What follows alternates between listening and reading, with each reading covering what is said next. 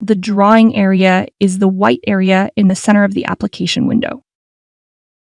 Each time you open a view in a model, the view displays in the drawing area.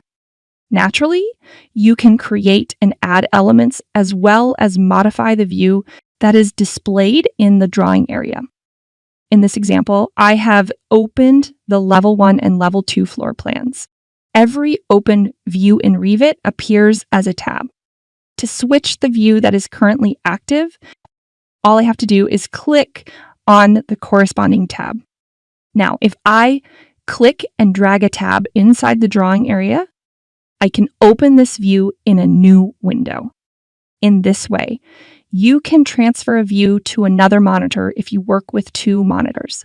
To restore the view, all I need to do is click on its title bar and drag the view onto the title of the other. When the preview appears, I will place the view back to convert it into a tab. At this point, I will open the approach view by double-clicking on it. The view appeared automatically in the drawing area. Now I have 3 open views. Opening a lot of views can be a little chaotic, so I will show you another way to switch between the open views. In the Quick Access toolbar, there is the Switch Windows button.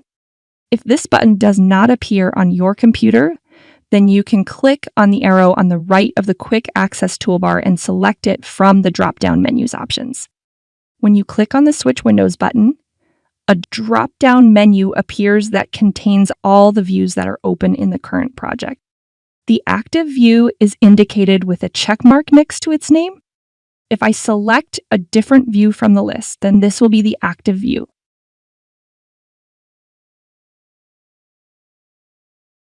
To close an open view, I simply need to click on the close icon of the corresponding tab.